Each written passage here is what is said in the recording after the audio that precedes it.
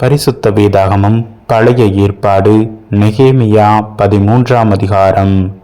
அன்றைய தினம் ஜனங்கள் கேட்க மோசேயின் புஸ்தகத்தை வாசித்தார்கள்.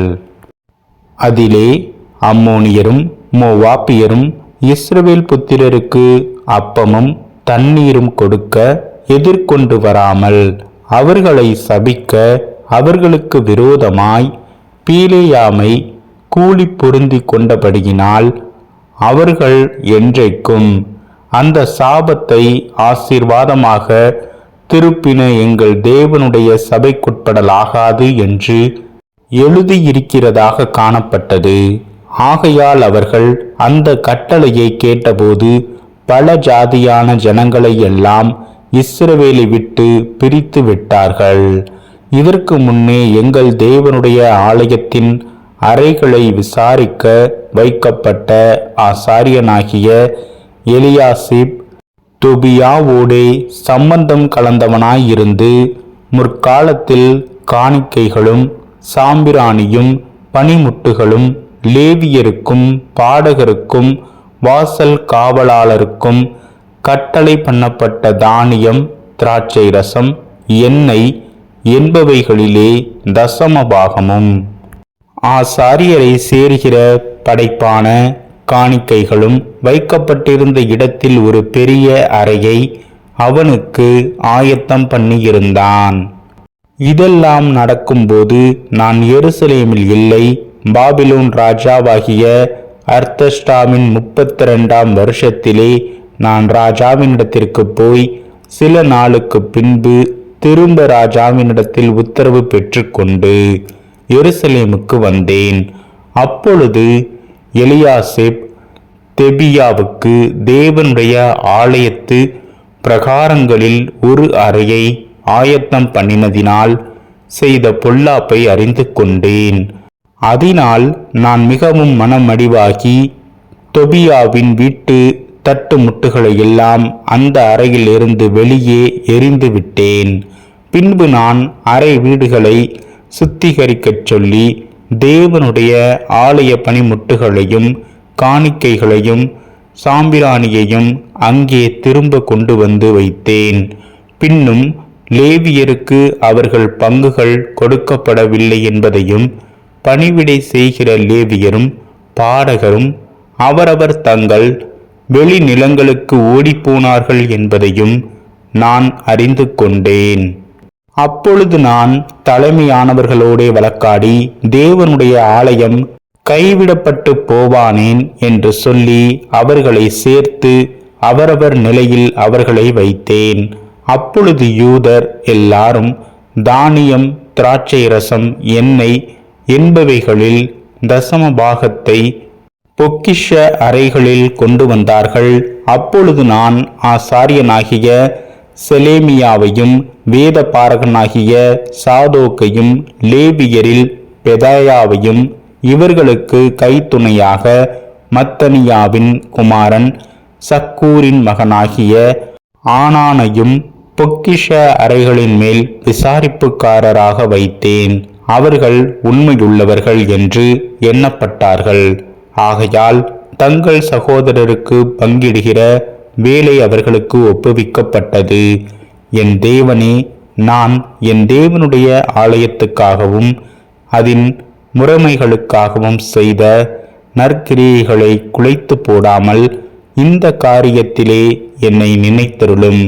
அந்த நாட்களில் நான் யூதாவிலே ஓய்வு நாளில் சிலர் ஆலைகளை மிதிக்கிறதையும் சிலர் தானிய பொதிகளை கழுதைகள் மேல் ஏற்றிக்கொண்டு வருகிறதையும் திராட்சை ரசம் திராட்சை பழம் அத்திப்பழம் முதலானவைகளின் பற்பல சுமைகளை ஓய்வு நாளிலே எருசலேமுக்கு கொண்டு வருகிறதையும் கண்டு அவர்கள் தின்பண்டம் விற்கிற நாளை பற்றி அவர்களை திட சாட்சியாய் கடிந்து கொண்டேன்.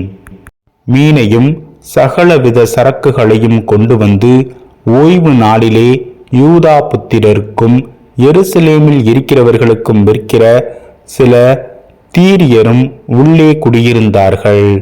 ஆகையால் நான் யூதாவின் பெரியவர்களை கடிந்து கொண்டு, நீங்கள் ஓய்வு நாளை பரிசுத்த குலைச்சலாக்குகிற இந்த பொல்லாத செய்கை என்ன? உங்கள் பிதாக்கள் இப்படி செய்ததினால் அல்லவா நமது தேவன் நம்மேலும் இந்த நகரத்தின் மேலும் இந்த தீங்கையெல்லாம் வரப்பண்ணினார். நீங்களோ வென்றால் ஓய்வு நாளை பரிசுத்த குலைச்சலாக்குகிறதினால் இஸ்ரவேலின் மேலிருக்கிற உக்கிரத்தை அதிகரிக்க பண்ணுகிறீர்கள் என்று அவர்களுக்கு சொன்னேன். ஆகையால் ஓய்வு நாளுக்கு முன்னே எருசலேமின் பட்டண வாசலில் மாலை மயங்கும் போது கதவுகளை பூட்டவும், ஓய்வு நாள் முடியும் மட்டும் அவைகளை திறவாதிருக்கவும் வேண்டுமென்று கட்டளையிட்டு, ஓய்வு நாளிலே ஒரு சுமையும் உள்ளே வராதபடிக்கு வாசலண்டையிலே என் வேலைக்காரரில் சிலரை நிறுத்தினேன்.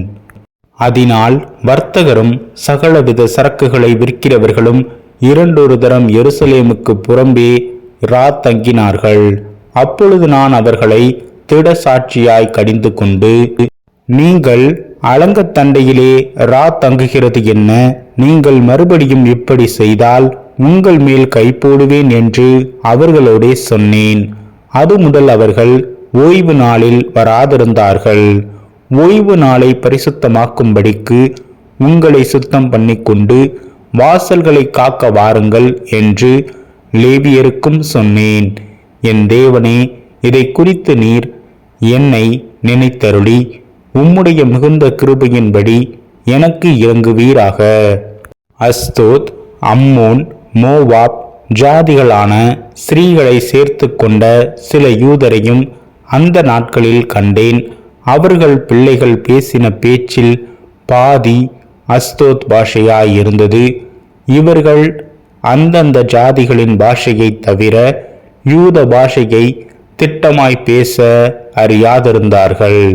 அவர்களையும் நான் கடிந்து கொண்டு அவர்கள் மேல் வரும் சாபத்தை கூறி அவர்களில் சிலரை அடித்து மயிரை பீத்து, நீங்கள் உங்கள் குமாரத்திகளை அவர்கள் குமாரருக்கு கொடாமலும் அவர்கள் குமாரத்திகளில் ஒருவரையும் உங்கள் குமாரருக்காகிலும் உங்களுக்காகிலும் கொள்ளாமலும் இருக்க வேண்டுமென்று அவர்களை தேவன் மேல் ஆணையிட பண்ணி, நான் அவர்களை நோக்கி, இஸ்ரவேலின் ராஜாவாகிய சாலமோன் இதனாலே பாவம் செய்தான் அல்லவா? அவனை போன்ற ராஜா அநேகம் ஜாதிகளுக்குள்ளே உண்டாயிருந்ததில்லை. அவன் தன் தேவனாலே சிநேகிக்கப்பட்டவனாயிருந்தான். தேவன் அவனை இஸ்ரவேல் அனைத்தின் மேலும் ராஜாவாக வைத்தார்.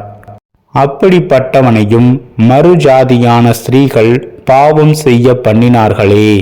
நீங்கள் மறுஜாதியான ஸ்திரீகளை சேர்த்து கொள்ளுகிறதினால் நம்முடைய தேவனுக்கு துரோகிகளாகி இந்த பெரிய பொல்லாப்பை எல்லாம் செய்யும்படி உங்களுக்கு இடம் கொடுப்போமோ என்றேன். யெயாதாவின் புத்திரரிலே பிரதான ஆசாரியனாகிய எலியாசிபினுடைய குமாரன் ஒருவன் ஓரோனியனான சன்பல்லாத்துக்கு மருமகனானான். ஆகையால் அவனை என்னை விட்டு துரத்தினேன். என் தேவனே, அவர்கள் ஆசாரிய ஊழியத்தையும் ஆசாரிய ஊழியத்துக்கும் லேவியருக்கும் இருக்கிற உடன்படிக்கையும் தீட்டுப்படுத்தினார்கள் என்று அவர்களை நினைத்து கொள்ளும். இப்படியே நான் மறுஜாதியாரை எல்லாம் நீக்கி ஆசாரியரையும் லேவியரையும் சுத்திகரித்து அவரவரை அவர்கள் வேலையின் முறைகளில் நிறுத்தி குறிக்கப்பட்ட காலங்களிலே செலுத்தப்பட வேண்டிய விறகு காணிக்கையையும் முதற் பலன்களையும் குறித்து திட்டம் பண்ணினேன். என் தேவனே, எனக்கு நம்பிக்கையுண்டாக என்னை நினைத்தருளும்.